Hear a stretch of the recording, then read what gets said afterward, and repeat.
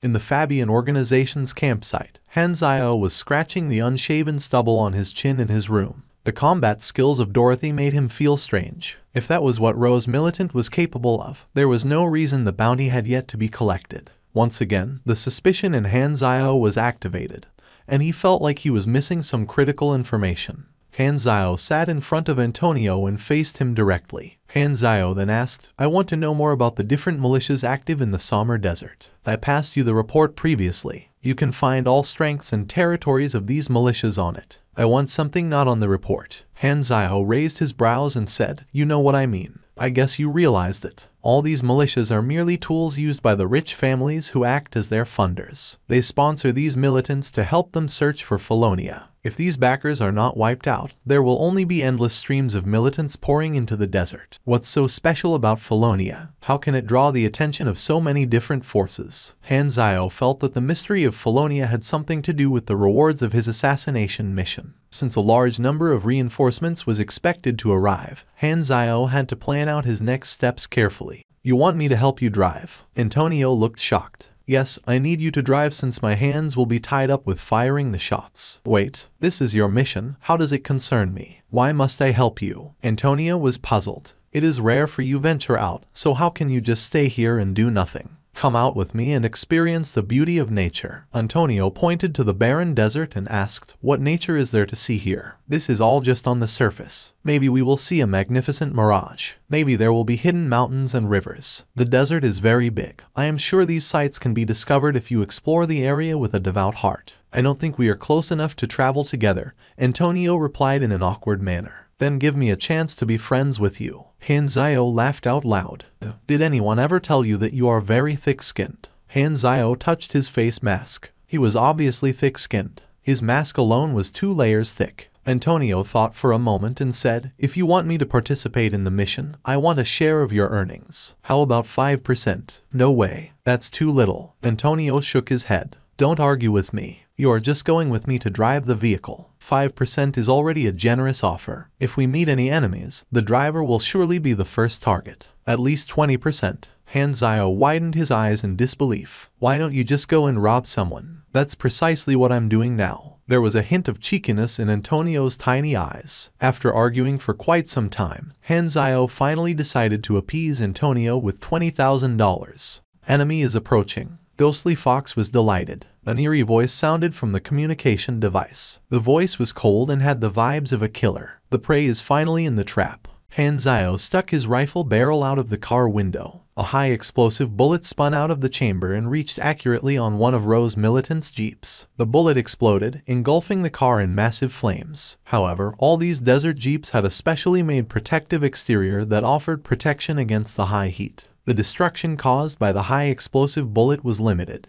Hanzio assessed the situation before he decisively changed to the penetration bullets and fired them at the bulletproof windows of those vehicles, causing numerous cracks. "Surround it." Ghostly Fox's team turned around immediately, and 2 other vehicles followed to encircle the place. "Where is the ambush?" Since Hanzio was undeterred by the dangers ahead, he was naturally vigilant about his situation. All of a sudden, he covered his face with his magnetic armor, and it deflected a sniper round that was aimed at his forehead. He raised his eyes and saw a new enemy jeep charging toward him from the side. On the back of the vehicle, a foreign enemy was operating a sniper rifle. A person who could fire such an accurate round on a fast-moving vehicle had the 30% chance of being a mechanic or a 60% chance of being a sniper-type assassin. The last 10% accounted for the possibility of it being sheer luck. Antonio skillfully changed gear and stomped on the accelerator. The car drifted before it changed direction and sped to escape. All of a sudden, another jeep, as if it had been waiting in place for days, appeared right in the direction of their new escape route. This time, it was driven by Code 5. He fired his bazooka at them. The anti-tank warhead, driven by the flaming rocket propeller, approached them rapidly. Antonio's face slightly paled, and he immediately turned the steering wheel forcefully to make a sharp turn.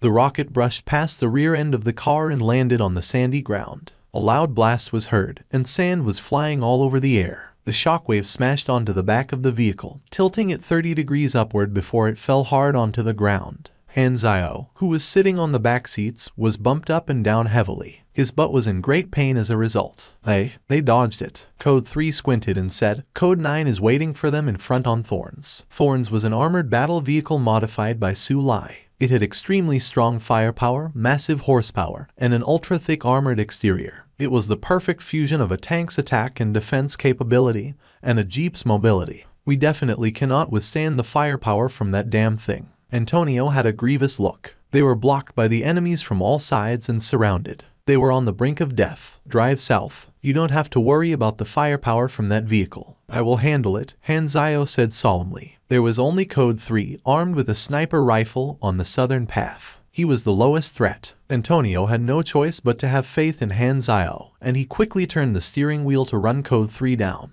Too late. Code 9's expression was icy cold, and he was about to fire the cannon on Thorns to blow Hanzayo's jeep up in the air. Suddenly, Hanzayo turned around and fired a shot in his direction. The round hit the glass window and instantly flashed a blazing light. Code 9's eyes were blinded by the light and started tearing. He shut his eyes in the moment of pain. Flash bullet. A massive volume of flames and smoke was coming out of the Gatling cannon on Thorns, but it was fired in the wrong direction. The explosive rounds landed more than 10 meters away from Hanzayo's jeep. Crap, how did Code 9 flounder that shot? Code 3 was dumbfounded, and he quickly ordered the driver to block Hanzayo's vehicle. Antonio was fearless. He stomped on the accelerator, and the vehicle collided with the side of Code 3's jeep front unyieldingly. Both vehicles vibrated violently. However, Antonio chose an excellent angle of collision.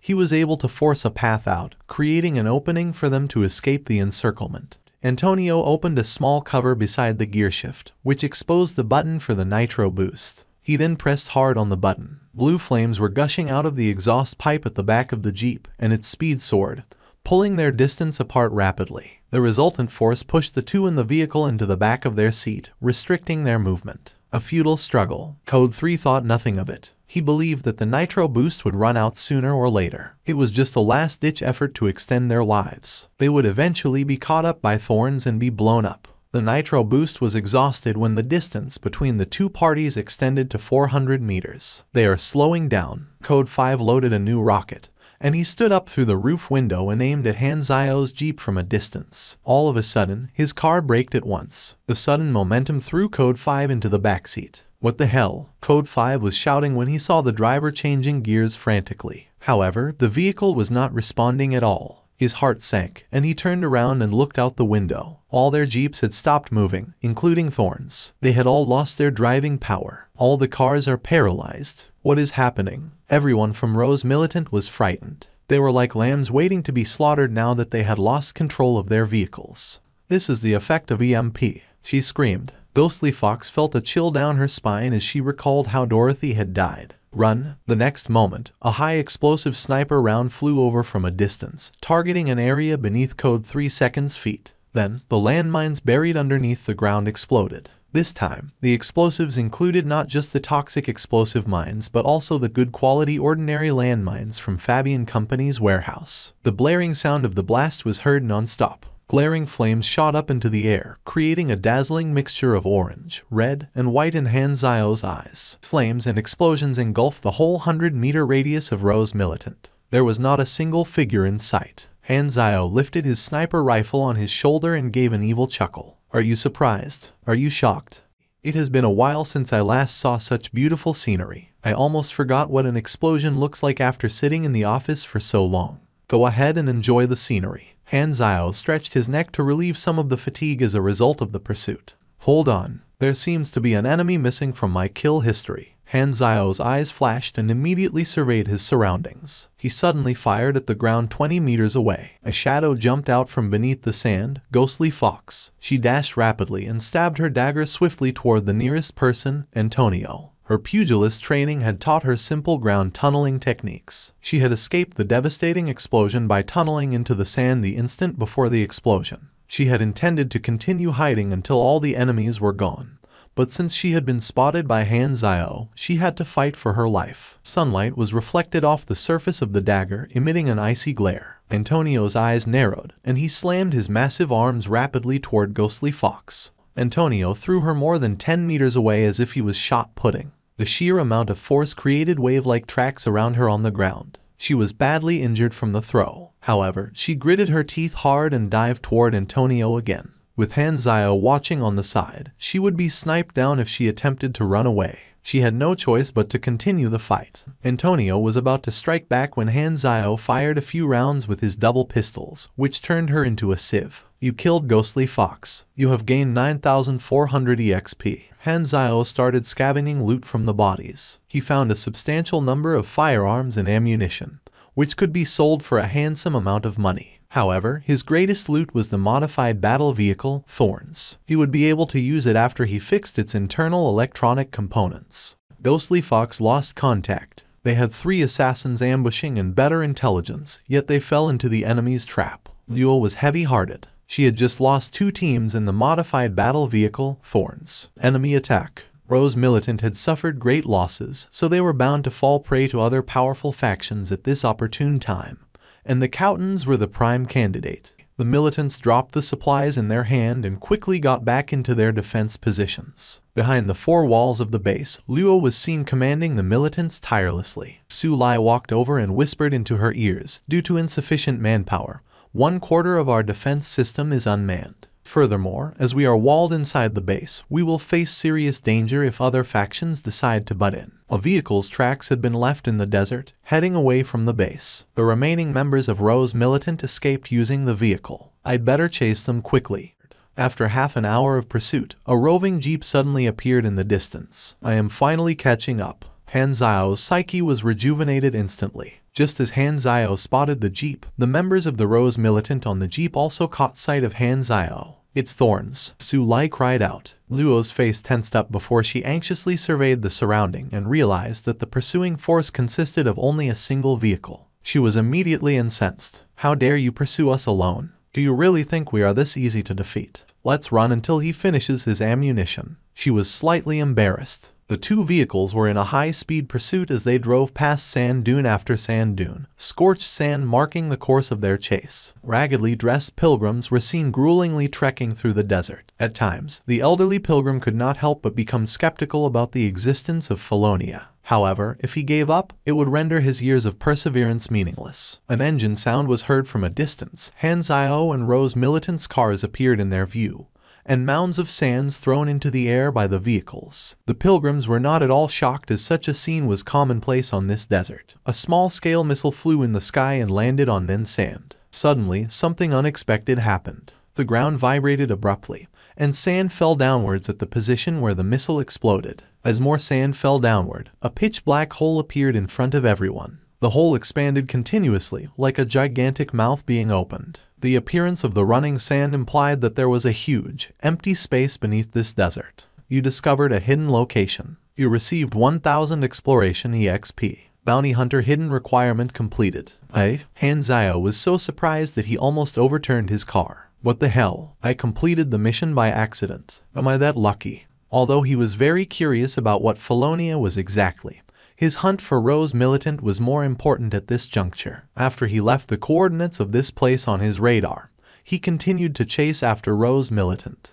The 2 vehicles were 400 meters apart. Hanzio already stopped his vehicle. A distance of 400 meters allowed him 8 to 10 shots. It took him 4 spindle bullets to shatter the bulletproof window. The 5th shot flew directly at the driver. Luo, sitting on the front passenger seat, suddenly raised her hand and shielded the driver. The bullet, as if it had hit an invincible wall, generated a wave of reflective white light before it was squashed into a metal cake by the deflecting force and was left levitating in the air. An Esper with force field type ability. The force field related abilities included remote manipulation of objects, invincible walls, and invincible strikes. It was the natural counter to gunfighting abilities. As he finished his thought, Hanzio quickly stuffed Haim bullets into his gun and fired again. Luo deflected the bullet again with her force field. However, as the bullet was being compressed, it released a light green poisonous gas. Everyone in the vehicle was instantly poisoned. They started feeling dizzy, their chests tightened, and their HP dropped continually. From the battle data, Hanzio knew that Luo was the same level as him, level 30, so she had not mastered the skill to manipulate gases. After being repeatedly plotted against, she could no longer contain her rage. She walked out of Jeep and started the force field under her feet, which allowed her to move a few meters with a single step. She charged toward Han Zio rapidly like an incoming missile, and the force field around her was rather erratic. "Are you so eager to die?" Before Luo even reached Han Zio, her ravings thundered in Han Zio's ears. Superhumans of the fortified type possess the innate ability to counter the powers of a sniper. However, the poisonous gases emitted by the HAM bullets were depleting Luo's HP. Furthermore, the impact from the collisions onto the energy shield also impacted Luo's body and decreased her health. However, the impact was relatively low after a reduction of 95%. Luo could sense the fury building up in her body. The killer in her was overflowing like water from a fountain. Han Zio suddenly drew out his retractable machete. He held the blade in his right hand and wielded the mechanical arm in his left hand. He was unafraid of fighting Luo head-on. Luo focused on using all her strength to smash Han Zio's head. However, she realized that Han Zio was clad in a thick metallic armor. At that instant, Han Zio's retractable armor extended up to his head, protecting his face and skull. Han Zio moved his head back slightly, and with the help of the armor, he managed to withstand the shock from Luo's strike. Han Zio used his machete and mechanical arm to continuously penetrate the energy shield of Luo. The battle was fierce, and white sparks were emitted with each contact made. Pan Quang, who was level 40, had problems defeating Han Zio in close-range combat.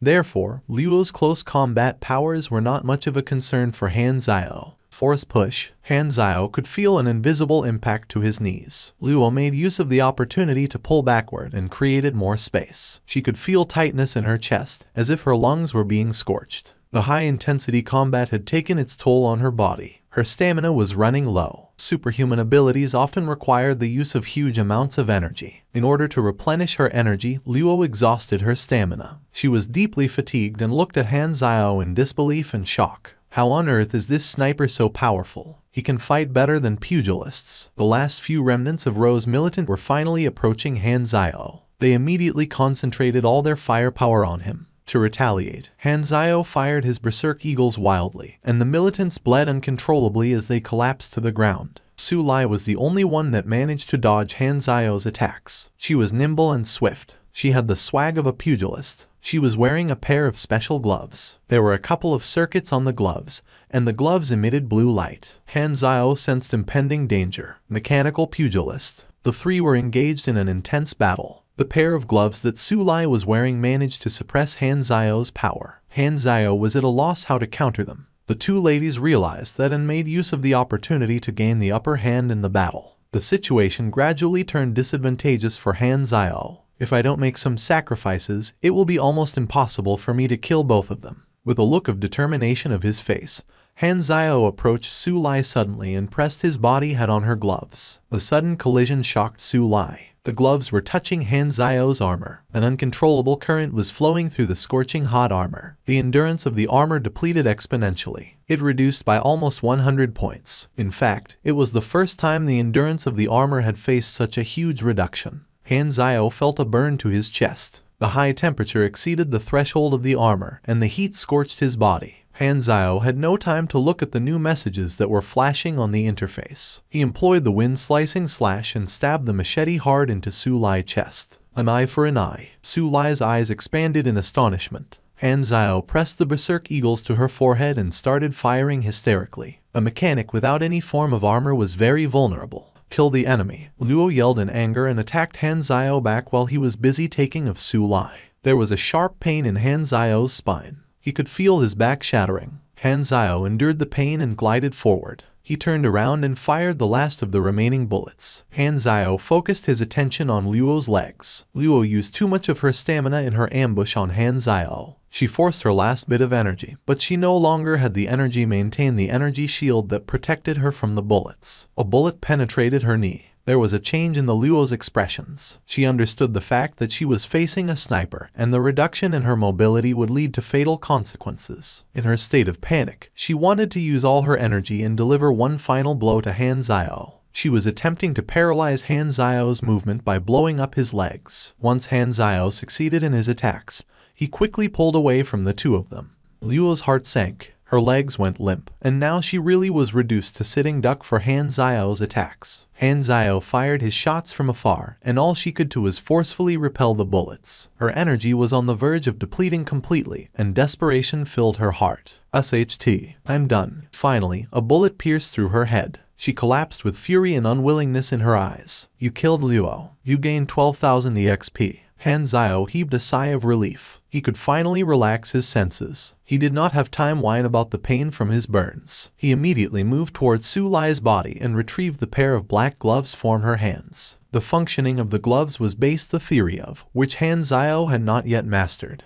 There was a microelectricity to heat transformer embedded within the gloves. The power source of the gloves was a high-voltage battery since the gloves needed a huge amount of electricity to be powered. The gloves had immense power and was able to deal multiplied damage to metals. Han Zio held onto the gloves for his own use in the future. With the mission finally complete, it was time to return and collect his rewards. The image of Felonia suddenly flashed in Han Zio's mind, and he decided to take a closer look at Felonia before returning. Upon completing his repairs, Han Zio drove the vehicle along the path, as directed by the radar coordinates, up to the entrance of Felonia. Instantly, he saw the trail of footsteps that disappeared along the edges of the cave. After a short moment of contemplation, he predicted that a group of wanderers had entered the cave. If Han Zio was an ordinary individual, he probably would have been worried that the valuables housed in the cave had been taken away by others. However, Han Zio was also unique in his thinking. He felt that having others to explore the unknown territory first was in fact beneficial to him. The eerie atmosphere alarmed Han Zio. He could feel a chill in his bones that was creeping toward his heart. He wanted to slow down his heart, which was thumping so quickly, so that he could ease the sense of nervousness within him. It was dead silent apart from the occasional faint sounds of crawling insects. However, if one tried to pick out these sounds individually, they would just disappear. It was very creepy and made Han Zio uncontrollably nervous. After walking for a long while, a junction appeared in front of him. The footprints of the pilgrims led toward the path on the right. While Han Zio was in a dilemma over which path to take, he heard footsteps from the path on the right. He could see many people running toward him hysterically. Han Zio immediately moved to the other side of the junction. He switched off his torch and put on the night vision visor that Fabian Company had provided. "Run, quickly run. A monster." The frantic pilgrims ran out of the junction as if they were escaping from some creature. Their clothing had many blood stains. Also, the size of the group was much smaller. What are these guys hiding from? Han Zio was puzzled. Suddenly, from the nearby path, there was a deep growl that originated from a beast. The growl was raspy and deep, like the sigh of a giant. "This place is too scary." The pilgrims were shivering, and shock was clearly written on their faces. It was as if all their energy was being drained away. They said, "This place is not Felonia. We will not find the things we want here. Let's leave and continue the hunt for the real ruins." According to legend, the magical ruins were supposed to be mysterious and archaic. There were supposed to be countless incomprehensible carving. This is not the place we are looking for. The real ruins of Felonia must be hidden in some other corner of the desert. The old pilgrims sounded assertive and firm. The pilgrims helped on another up and left the place. Han Zio regained his senses, and he revealed himself after the pilgrims left. He was also unsure which path to take at the junction. The pilgrims said that there was a monster on the route at the right. However, the path on the left was unknown territory, and it could very well be more dangerous. How should he decide? Based on my experience, these pilgrims are bait to lure me into the instance dungeon. They hinted that there was a monster on the right. There are two interpretations of their words. The first is that they are right. The second is that they are leading me to the path on the left on purpose. Han Zio ground his teeth firmly and chose to walk the path on the right. Han Zio wore the thermoelectrical incisor gloves. He was not using any torchlight. He only had his night vision visors on. After entering the path on the right, there was dark green filled his vision. He could barely see the road ahead.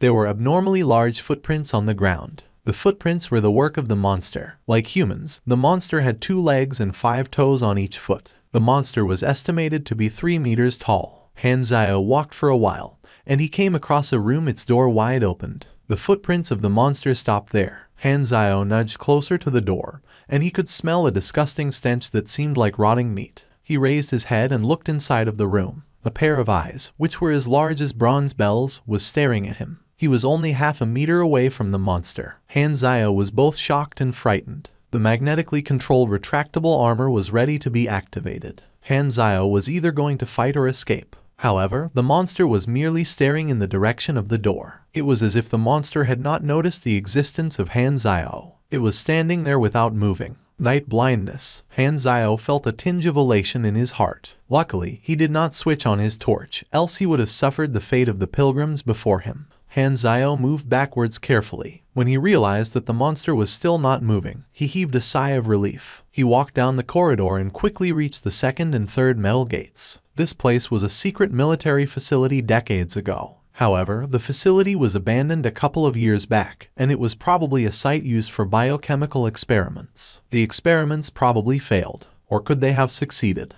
The room seemed to be a gigantic lab. There were rusty machines everywhere, and experiment pods were sitting in the center of the room. It seems like there is no danger. The dust in the room choked him, and the pungent rotting smell filled his nose. There was a corpse on the table, and it was shriveled up. There were torn fragments of fabric on the body, and Han Zio could faintly tell that the pieces of cloth belonged to a white lab coat. Han Zio found a book at the table near the body. He wiped the dust from the cover of the book in an attempt to find out some useful information. After taking a closer look at it, he realized it was a diary. The 13th of July. The professor modified the Felonia serum for the 67th time and injected it into the lab rat. The effects are amazing and have exceeded our expectations. If there are no negative reactions, we can proceed with human trials. The 17th of July. The lab rat is dead. It is a failure. The cause of death is organ failure. The professor is disappointed. He locked himself up in his room. I could hear him smashing things in his office. The lab report for the experiment was missing. The 20th of July. The professor insisted on carrying out human trials. The higher-ups approved the professor's request. The 26th of July. The base released a new set of regulations. All researchers are supposed to submit their electronic devices. We are not allowed to connect to any external networks. Are we going to be defeated? The 5th of August. This is the 7th day of Experiment 8. The human subject is in a stable condition. There are no special changes in the subject. The professor is dejected. The 11th of August. The higher-ups sent out orders for us to retreat. The battle is not going well for our side, and we have to preserve whatever resources are left. Everyone is feeling scared. As usual, the professor is unwilling to face the reality that we have been defeated. I have prepared myself mentally for this outcome. I noticed that the guards protecting the base have become sparser over the past few months. We are heading to Base 3 to seek shelter. There is not much time. We backed up all data related to the Felonia serum. The guards are so rough. They want to blow the entire facility up. The professor took some serums with him. The rest of the serums were all destroyed. The entries in the diary stopped there. Han Zio flipped back to the front, but he could not find any more valuable information. Many pages were torn away from the diary. The corpses at the side evidently showed that the people in the facility did not manage to escape. An accident must have happened between August 14th and August 15th that resulted in the deaths of the researchers and guards in the facility. Also, most of them had died in the basement. That explained the countless red-eyed necro-worms active in the basement that Han Zio had seen. The worms fed on the dead bodies. Han Zio was intrigued by the serum. The diary also noted that the professor has the serum. The body of the professor was most likely in the basement. He then looked up and took a deep breath. He saw a block box in the center of the table. He walked toward it hastily and opened the cover of the box. There were 3 tubes of a fluorescent serum in the box. At that instant, an ancient saying flashed in his mind. In times of desperation, there will eventually be light. What you search so hard for can actually be obtained so easily. In fact, it is just right before your eyes if turn back and take a closer look. Han Zio looked at the body on the table. He bit his lip and wondered to himself, could the dead body be the professor? You gained X3. Felonia Serum. It is a serum with the medicinal ability to improve one's physical capability. The formula has yet to be perfected. After the usage of the serum, mutation is a distinct possibility. Note, these are the last 3 remaining Felonia serums. It is highly likely for mutations to occur if I injected the serum into my body. I will probably become the muscular beast I just saw. Han Zio felt a cold shiver up his spine. There is probably nothing else left here. I am going to leave this place as soon as possible. This place is very creepy. Han Zio turned around and met the gaze of the muscular monster standing there silently. The monster raised its muscular arm and slammed his hand down at Han Zio as if he were a fly. As the rotting stench filled his nostrils, Hanzio quickly slid to dodge the attack like a mudskipper. The monster's strike missed him by a few millimeters, the strong wind blowing his hair into a mess. When the monster's palm hit the ground, there was a huge boom. He fired the berserk eagles violently at the rotting flesh of the monster, sending smelly pus spurting into the air. You dealt 57 points of damage to Subject 2. You have entered combat mode. Based on your current level, you will have access to the following information. Subject 2, level 42, main class, low-level mutated organism. As Hanzio fired both his pistols continuously at the target, the large diameter bullets slammed into the body of Subject 2, forming holes in the monster's body. Hanzio had a heavy heart. Luckily, Subject 2 was in a rather poor physical state. If the monster had full HP, it would have been tough for him to escape. Subject 2 seemed to be unable to feel pain. It lowered its head and barged toward the target. Hanzio felt like a steam train was barging at him. Swiftly stowing his pistols, he took out his blade. He slashed the retractable machete hard at the skull of the monster. With a dang, the blade pierced hard into the skull. Pus spilled out from the monster's head. Hanzio was also hit by the monster's charge. He only had the time to put his hands before him, and it felt like he was facing a wild rhinoceros. The monster attempted to growl in anger, but it could only make shrieks since its vocal cords were also decomposing. Hanzio dodged the fists of the monster. He quickly moved to the back of Subject 2 and activated the thermo-electrical incisor gloves. He pressed the gloves hard on the enemy, and a glaring pale blue light was released in the darkness. The gloves were scorching, and the heat burnt through the rotten muscle tissues of the monster. There was an intense charred smell in the air. Hanzio managed to grab a sticky internal organ of the monster. He tried to rip it hard with his hands, and white smoke emerged in the air. Subject 2 was constantly trying to wave its hands and attack Hanzio, but Hanzio managed to evade the attacks. The thermo-electrical incisor gloves were able to cause high damage to the enemy continuously. In less than 10 seconds, it inflicted a total damage of around 800 HP. The heat from the gloves managed to scorch the body of the monster. After flashing for a few times, the light from the gloves disappeared, indicating that the battery providing power to the gloves had been depleted. The battery powering the gloves could only sustain the gloves' activities for a few minutes. Sulai had used the gloves before Hanzio snatched them from her, and Hanzio had managed to deplete the last bit of energy left in the gloves' battery. Hanzio retreated quickly, and by utilizing his nimbleness and agility, he managed to evade the attacks of the monster. The monster was like a low-level creature with almost zero intelligence. Although it was physically strong, it was no match of Hanzio's quickness and intelligence. Only the monster's charges were considered threatening. Hanzio made good use of the terrain and obstacles around to evade the monster's attacks and finally defeated the monster with his never-ending gunshots. The monster swirled unsteadily on the spot like it was drunk before collapsing to the ground. The monster stopped breathing, and the pus flowed out of the monster's gunshot wounds. You killed Subject 2. You gained 32,000 EXP. As you killed an enemy that is 10 levels higher, there will be an addition gain of experience by 280%. The total experience gained will be 89,600. Your rate of contribution, 23.7%. You gained an additional 21,235 experience points. A shuffling sound could be heard. It grew louder. The sound surrounded the entire area. Limbs started to protrude out of the cracks in the metallic flooring. Hanzio realized that something was wrong. His expression changed drastically, and he started fleeing toward where he had come from. There was a huge boom from afar that sounded like the collision between metallic objects. There were also roars from a beast, and they sounded as if they were heading in Hanzio's direction. All signs indicated that although he had successfully wiped out Subject 2, he had triggered the activity of something else. Hanzio had managed to kill Subject 2. However, as recorded by the diary, the last subject of the series of experiments was Subject 8. Since Hanzio had already obtained what he wanted, it was time for him to flee. Ignoring all sorts of creepy sounds, Hanzio fled the base at the speed of light. He managed to leave the area safely and started crawling back up the cliff. The light from the sun hit his body,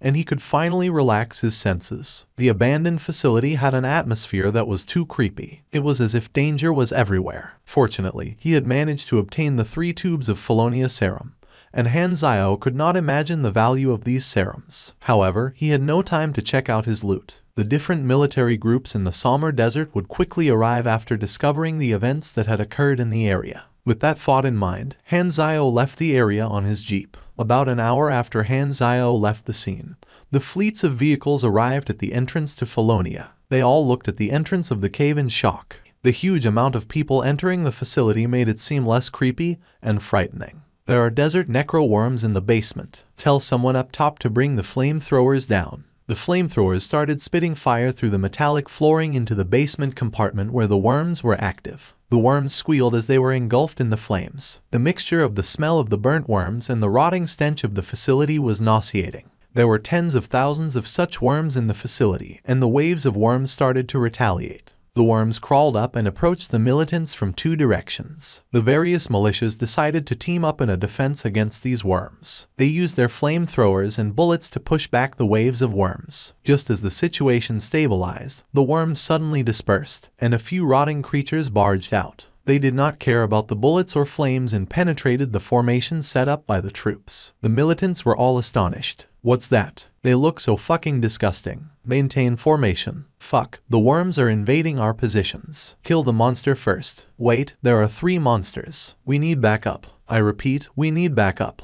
The gunshots went on for a while before the scene fell silent. There were burnt worms and their shells everywhere. The monsters had been battered to death by the bullets and embers. The militants had also suffered substantial losses. The only consolation was that they had won the battle. The most valuable discovery were the last dregs of the dried-up neon-colored serum left in the experimental pod and the dead body of the experiment subject. These items led to the secret that the leaders of these militant groups were looking for. Perhaps they could test the effects of the serum in their own labs. However, looking at the monsters that the experimental subjects had turned into, it seemed that the serum was not yet complete. The militants went into the lab that Han Zio had discovered no long ago, and they found another dead experimental subject. Subject 2, with fresh wounds. Someone came ahead of us. Cowton looked into the case that housed the 3 tubes of serum, and it was empty. There were signs that someone had tampered with the case. His eyes instantly lit up. The trip to Samar Desert was concluded. The allocated time for the quest was 15 days, but Han Zio took only 6 days to complete it. Han Zio rushed to Hotel Victoria without a break to complete his quest at the Blood Pact Society's floor. The server quickly reported it to the higher management level. Mr. Black, your bounty assignment has been verified.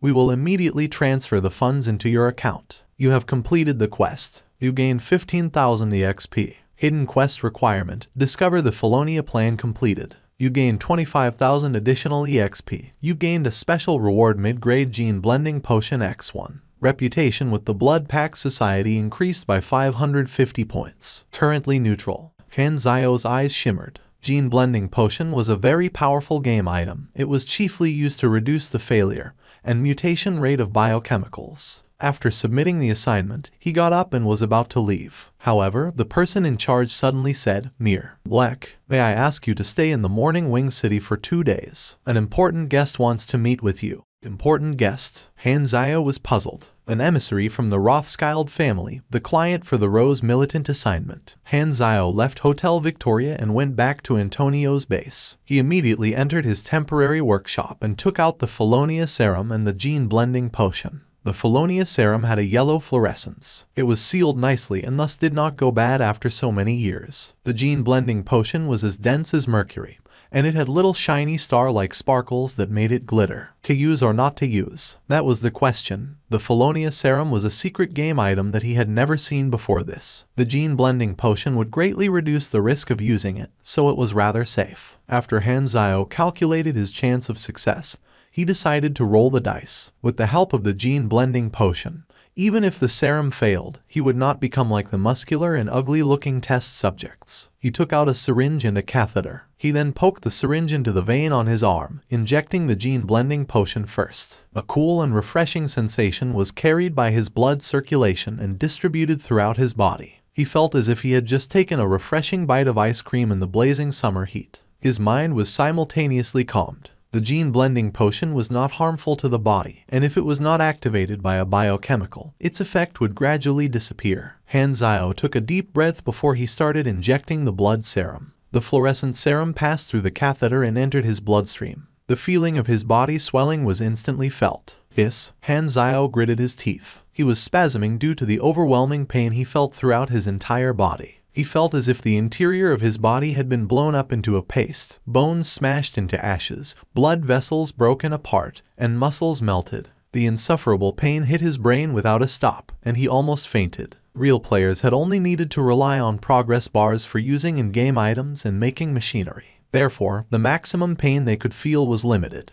But Hanzao had to experience the pain in reality. You used a Felonia blood serum. Mutation progress 100%. Mutation completed. Compatibility good. You gain 3 strength and 5 endurance. You gain the ability. Hanzao was dumbfounded. He glanced at his stat board with a look of disbelief as the new ability appeared. I possess a molding ability. Hanzao was utterly shocked. There was a special type of ability called a molding ability. As far as he knew, he had not heard about any real player obtaining this type of ability as it belonged exclusively to NPCs and bosses, and it had very powerful effects. It was even rare for NPCs to have it. Hanzao was only LV30, and his HP had broken the 2000 mark. The LV38 pugilist Pan Kwang did not even have as much HP as him. If a real player used the Felonia serum, they would probably only gain stat points, without the molding ability. This ability, my magnetic armor, and all the future mechanical armors will together make my tank ability so powerful that my enemies will vomit from trying to kill me. With a huge sum of money in his wallet, Hanzao could spend extravagantly. He purchased a new batch of mechanical parts from Fabian Company. In one day, using the skills from his job advancement, Hanzao upgraded all his equipment and made blueprints for new items. The electromagnetic hover boots looked like a pair of metal boots. The heels and soles had a special device that could utilize the electromagnetic field to reduce surface friction,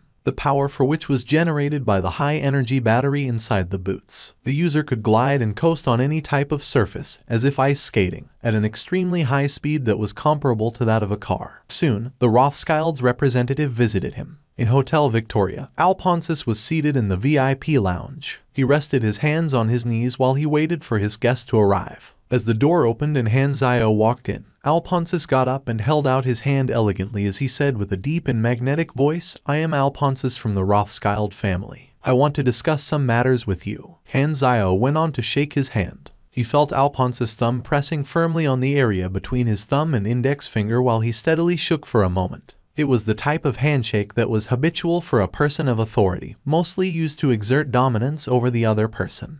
As both were seated, Alphonsus said, "The assignment for Rose Militant has been on the list for nearly 3 years, and many assassins failed miserably. You, Mr. Black, actually completed it alone, much to my surprise. You flatter me. This was just a standard operation, nothing to praise. Yet, your tone does not sound at all humble," Alphonsus quietly thought. The two made some small talk before Hanzao cut straight to the point. "Our relationship is only limited to that between a client and an assassin. Since the assignment is completed, we have no need for any further association. You clearly came to visit me for something else." "You are right. I am here to ask you some questions." Alphonsus nodded. His body suddenly leaned forward, creating a hint of tension. He stared right at Hanzao and said solemnly, "Did you visit an abandoned base in the Sommer Desert?" Alphonsus continuously observed Hanzao's expression and eyes whilst he spoke. He would immediately know that Hanzao was lying if he showed any hint of hesitation. Much to his surprise, Hanzao actually took out a tube of yellow fluorescent blood serum and placed directly on the table. "Name your price," he said nonchalantly. Alphonsus was startled. He did not expect Hanzao to be so frank. "This item is useless to me. Since you want it, you can pay to buy it." Alphonsus glanced at the serum. He did not worry that Hanzao was lying to him. Those who dared to scam the Rothschild family had all died.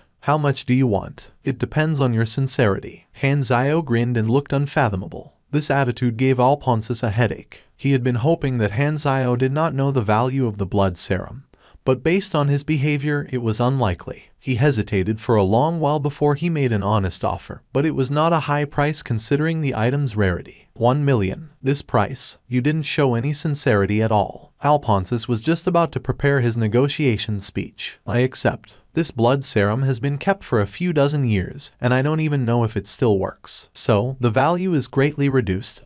Hold on. You agree with this price?" Alphonsus looked shocked. Hanzao pushed the blood serum toward Alphonsus and smiled. "This is for making a friend." Alphonsus started to take a liking for Hanzao as he had originally planned to spend a fortune on this. He tucked away the serum and recollected himself. "The funds will be transferred to your account as soon as possible. Also, you will gain the friendship with Rothschild and myself personally. You unlocked a new camp reputation. Reputation with the Rothschild family increased by 1,800 points. The Rothschild family, friendly." Han Zio smiled lightly. Earning reputation points with the Rothschild family by giving up some money was a very good deal for him. He could always earn money from other places, but the opportunity to unlock a new camp would be fleeting. Han Zio was curious. He was puzzled by the fact that a simple serum like this was eyed by so many different factions. Alphonsus was in a happy mood, so he explained. There was a country in the Samar Desert that was entangled in the wars of the Old Age. They initiated a large-scale research project called the Felonia Project. The name was taken from a legendary tale of the country, and the project involved building many military bases to conduct research in a dozen different branches of technological development. The serum was one of their research directions. It turned out to be this. I really thought there was some sort of magical ruins. Han Zio finally understood the whole thing. Alphonsus chuckled. There is no magic in this world. You thought too much. Han Zio laughed and touched his chin. Alphonsus passed his phone number to Han Zio. This is my number. If you need something, just give me a call. It just so happened that I have a question. I want to quickly raise my rank and authorization level in the Blood Pact Society. Do you have any good suggestions for me? Alphonsus pondered for a moment and decided to do Han Zio a favor. The top of the document was clearly stamped with no unauthorized access. Han Zio's brows furrowed as he read on. Internal call-up. Call-up objective, Blood Pact Society Assassins, Contract Mercenaries. Current participants, 18 assassins, 245 mercenaries. Assignment location, East Star Dragon, 20 kilometers north of Seagull City, River Valley Manor. Assignment details, defend River Valley Manor, protect. Only assassins of dark level and above will receive this call-up. You are not supposed to participate in this assignment since you are only a Scorpion level assassin. However, I could give you backdoor access to this assignment, and upon completion of this assignment, you can immediately rise to dark level. Once you arrive at the location, someone will brief you in more detail. With so many participants, this assignment is definitely not a small-scale battle. Han Zio thought silently to himself. He went back to the Fabian Company base and made some machinery that he had been planning to make for some time. Second-generation rover. Type, robot. This rover was made with much better technology. It was equipped with a smart chip, titanium armor, a high-power battery, and a firepower that was much more fearsome.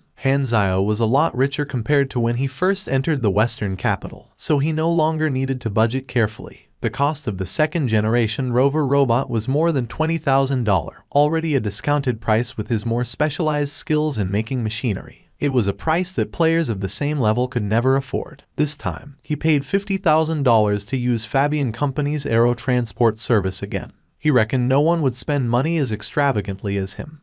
The Western capital was the capital city of Stardragon, and Seagull City was an important city in East Stardragon.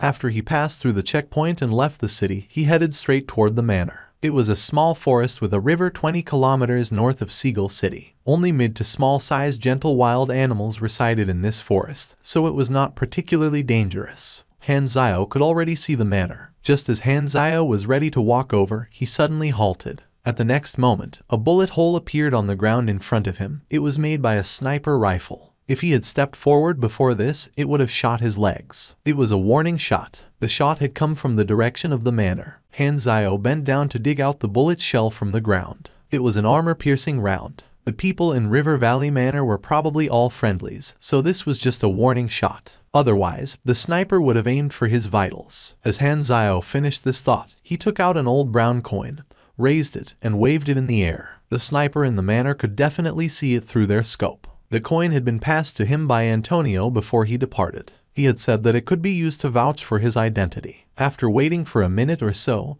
Han Zio stepped forward again. Indeed, no one was firing at him this time around. He then successfully arrived at the gate of the manor and realized that the manor's outer defense had been greatly reinforced. Chen Lai, there is a new assassin here. Quickly come and pick him up. Wait for me. I'll be there in a minute. A person was swearing on the other side of the walkie-talkie. The mercenary named Chen Lai soon arrived before the gate. What kind of assassin are you? Chen Lai asked. Sniper. That's good. We need a long-range attacker. Previously, an assassin who only knew how to sneak attack from close range was sent here. He could not be more useless. Han Zio turned around and glanced at the mansion in the center before he asked 3 key questions in his mind. Who exactly are we protecting? How long will we defend here? Who are our enemies? Perhaps every newcomer asked the same questions. Chen Lai answered quickly and smoothly. Our boss did not say how long more we have to defend. In any case, if we cannot defend anymore, I will be the first to evacuate. I don't care how much they pay me, I will not be cannon fodder. I am not sure who the enemies are. Sometimes we will get attacked in the day. Other times, at night, we get attacked every few days. There will always be new enemies attacking us. And as for who we are protecting, hey. Chen Lai suddenly laughed coldly before he continued. I heard that the target hides in the mansion, but they have never appeared before. The assignment forbids us from entering the mansion. It could very well be that the mansion is just an empty shell, and we are protecting no one. Humph, whatever the motives of the employer, as long as he pays me, I'm fine. By the way, which level of assassin are you? Dark or ghost? Chen Lai asked thoughtlessly. Mr. Black, Scorpion level. Chen Lai jolted his head around and looked rather surprised. Scorpion? Why would you be here? Only dark level assassins and above would receive the call up. You are not qualified, right? I'm already here. My level is not important anymore. Han Zhao had no interest in explaining himself to some mercenary. I can do whatever I want and need not explain myself to you. Can you see 3 fortresses there? You will go to the middle one. The Hornet brothers will make arrangements for you. Han Zhao walked to the middle fortress and climbed to the top floor. He then spotted 2 men who were carrying sniper rifles in their hands and snoozing by the wall. As they heard Han Zhao's footsteps, they quickly opened their eyes and looked over. Newcomer, the tall one spoke nonchalantly. Codename, level, ability. Han Zhao's brow furrowed. Mr. Black, Scorpion, Sniper. What is a Scorpion level newbie doing here? The tall guy frowned, and he became impatient. Go to the left fortress and be the assistant sniper. You will be responsible for taking down all the small fries that escape our shots. It was only a dozen minutes in the manor, and Han Zhao had moved to 3 different locations. There was already a person in the left fortress, an assassin with a large beard. He looked Han Zhao up and down, and after Han Zhao introduced himself, he cut to the chase. Scorpion level. You will take the left side while I take the right side. The left side had the most limited field of vision, and therefore it was the easiest job. The bearded assassin did not trust his ability, which was normal. Han Zhao did not give it a second thought. He was fine with taking care of his own area. You triggered a chain quest. Quest summary. First, do not probe for the identity of the protection target. Second, do not leave your post. Third, do not let enemies infiltrate the manor. Fourth, try your best to become useful. Hint, this is a chain quest. Please act according to instructions. First round, beat off the first wave of enemies. First round reward, 20,000 EXP. Han Zhao looked through his scope. There were many headlights in the distant forest quickly approaching the manor. The mercenaries started to shout, prompting each other to quickly go back to their posts to get ready for the upcoming battle. The concentrated footsteps sounded like peas being fried. Han Zhao stretched out his arm, and a crisp cocking sound was heard on his rifle. He was preparing himself, too. Here comes the first wave. Just by looking at the headlights, Han Zhao figured out the enemy's military composition, all armored vehicles, and they were fast approaching. Troops armed with heavy firepower were running close behind. The next moment, the mercenaries in the manor began firing. Heavy machine guns were blasting and roaring continuously. Flashes of flames on muzzles became an attention-grabbing source of light among the darkness of the night. Han Zhao glanced over for a moment, and soon his mind was put at ease. The enemy had limited numbers and average firepower, so they would not be able to penetrate the curtain of machine gun rounds made by the mercenaries. Han Zhao looked over at his area and realized that it had a limited range of vision and tough angles. Most likely, only those enemies who slipped through the net would accidentally barge into this area. However, it just so happened that a small team of enemies had infiltrated this place. He raised his red falcon before he aimed through the scope and fired. The shot pierced through multiple enemies' necks at once, pumping out masses of blood fog. Big Beard Guy was initially skeptical of Han Zhao's ability, but after taking a few looks at him when he was not occupied, he was secretly shocked and knew that he no longer had to worry about this Mr. Black, because Han Zhao had made every single shot. The battle only lasted for half an hour, and the enemies suffered great losses. They did not even manage to get within 200 meters of the manor. Han Zhao managed to take down 9 enemies in total. First round completed. You gain 20,000 EXP. Change in quest requirement. Second round requirement, defend the River Valley Manor. Duration, 3 days. Reward, 80,000 EXP. The first wave was too simple, and the EXP rewarded seems to be very little. But the increase for the second round is not too bad. Han Zhao rubbed his chin. The first round gives 20,000 EXP. The second round rewards 80,000 EXP. Based on this increment, the third round may yield me 320,000 EXP. Hanzio felt it was a waste of time to do the second round, which would last for 3 entire days, but he quickly changed his thought. He could stay there and earn some EXP by borrowing the facilities and workshops from the mechanics there to repair the mercenaries' equipment for free. Hanzio had always been a doer. Once he made up his mind, he immediately went to the logistics area to find the local mechanics. The group of repairmen agreed to Hanzio's request without hesitation. They were even slightly eager to welcome him. The repair jobs were dreary and tiring, and they did not even get extra pay for it. As he arrived at the scene, Wang Zai was shocked by what he saw. The bunch of low-class repairmen were crowding around a man in black, and they stared at him attentively with looks of amazement, jealousy, and curiosity. Wang Zai was dumbfounded after he took a proper look at the man. The man in black moved his hands at lightning speed, like a phantom, to operate all sorts of equipment rapidly. By doing so, he was repairing several weapons simultaneously in a natural and flowing style. It was so smooth that he did not even need to pause and think. Wang Zai had never seen any technique like this. He was definitely a higher-class mechanic. Originally, the repairmen had only the mindset of pushing their repair jobs to Hanzio so that they could relax. But when Hanzio started his repairing process, his technique, which was extremely speedy, quickly grabbed all their attention. They were intoxicated just by looking at it and wanted to note down his every single step. Many details of the technique were massively inspirational for them. If they possessed an interface, the follow message would have appeared. You gained insights from observing Hanzio repair machinery. Repair skill proficiency increased.